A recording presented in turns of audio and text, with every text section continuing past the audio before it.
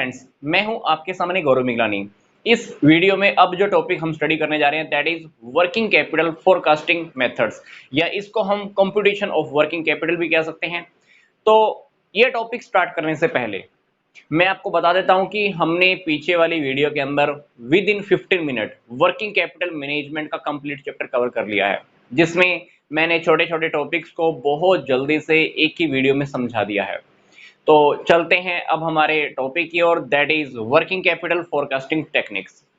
5 techniques आपको study करने को मिलती हैं। 5। फर्स्ट टेक्निक का नेम है ऑपरेटिंग साइकिल मेथड।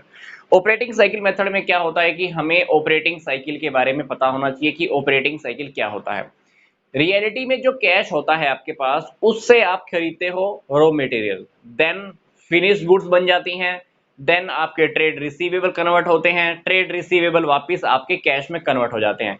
तो कैश से लेकर पूरी साइकिल घूमती घूमती आपकी वापस कैश में ही आ जाती है।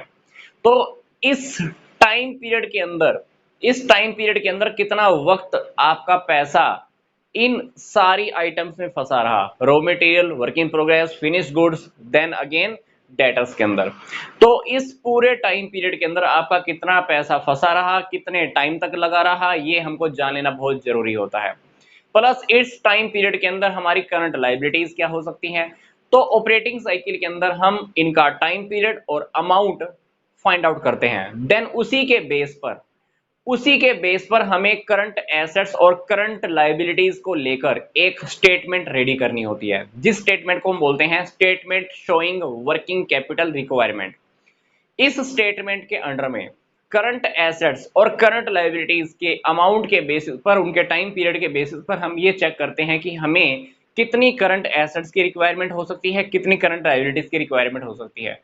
और उन दोनों के डिफरेंस की हेल्प से, करंट एसेट्स और करंट लायबिलिटीज की डिफरेंस की हेल्प से हम वर्किंग कैपिटल की रिक्वायरमेंट फाइंड आउट कर लेते हैं। यस, नेक्स्ट टेक्निक है हमारे पास forecasting of current assets and current liabilities method. इस मेथड में क्या होता है, हमें फ्यूचर की डेट के लिए करंट एसेट्स और करंट लायबिलिटीज के बारे में फाइंड आउट करना होता है कि फ्यूचर में हमारी करंट एसेट्स कितनी होंगी, करंट लायबिलिटीज कितनी होंगी। ये हमें कैसे पता चलेगा? हमारे पास्ट एक्सपीरियंसेस के बेस पर, हमारी पीछे वाले सालों के अंदर हमारी जो क्रेडिट पॉलिसी थी, कितना वक्त हमारा पैसा इन सारी आइटम्स में फंसा रहता था, पिछले वाले साल हमारी सेल कितनी होती थी, पिछले वाले साल हमारी करंट एसेट्स कितनी थी, लायबिलिटीज कितनी थी। तो पास्ट एक्सपीरियंसेस, पास्ट की पॉलिसीज के बेस पर हम फ्यूचर की करंट एसेट्स और करंट लायबिलिटीज का पता लगाते हैं। प्लस कंटीजेंट लायबिलिटीज का भी पता लगा लेते हैं। जो हमें पता लग सकता है हम उतनी ही कंटीजेंट लायबिलिटीज का भी पता लगाते हैं। तो करंट एसेट्स में से करंट लायबिलिटीज को माइनस कर दिया जाता है, प्लस कंटीजेंट लायबिलिटीज को ऐड कर दिया जाता है, तब हमें वर्किंग कैपिटल का पता लग जाता है। मतलब ये मेथड फ्यूचर की करंट एसेट्स और करंट लायबिलिटीज का पता लगाएगा। कैसे? पास्ट के एक्सपीरियंसेस के बेस पर। नेक्स्ट है हमारा cash forecasting method. Cash forecasting method के अंदर सिंपल सी बात है, हम फ्यूचर के कैश का पता लगाते हैं। फ्यूचर में हमारे पास कैश कितना आ सकता है, फ्यूचर में हमें कैश कितना पे करना पड़ सकता है। मतलब हम फ्यूचर की कैश रिसिप्ट और फ्यूचर की कैश पेमेंट्स के बारे में एक एस्टिमेशन रेडी कर लेते हैं।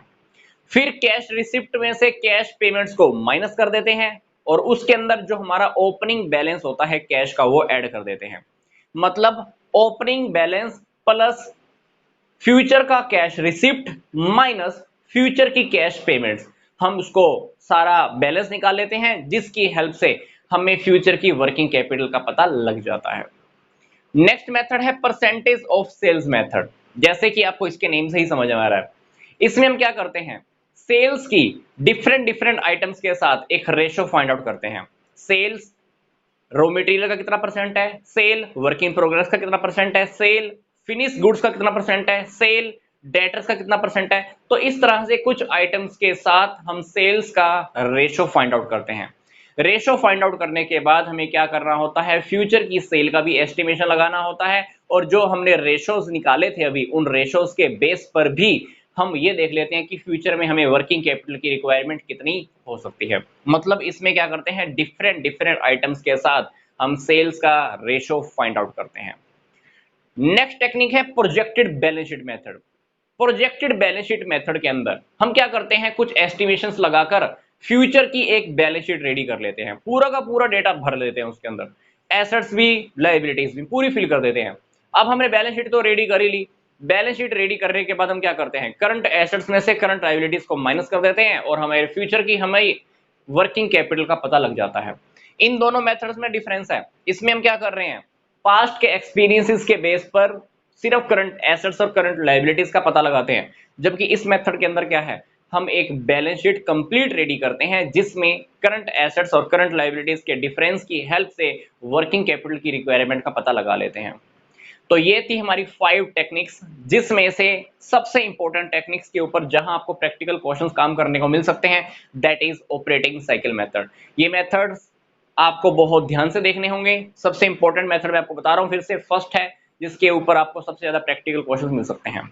तो वीडियो खत्म करने से पहले मैं आपको फिर से बता रहा हूं, आपको इसी वीडियो के डिस्क्रिप्शन बॉक्स में कुछ और इंपॉर्टेंट प्लेलिस्ट के link, specially working capital management का फुल वीडियो दिया हुआ है, जिसके अंदर 15 मिनट के अंदर मैंने पूरा टॉपिक एक्सप्लेन किया हुआ है। तो मिलता हूं मैं आपको नेक्स्ट वीडियो में। यहां तक का वीडियो देखने के लिए आपका धन्यवाद।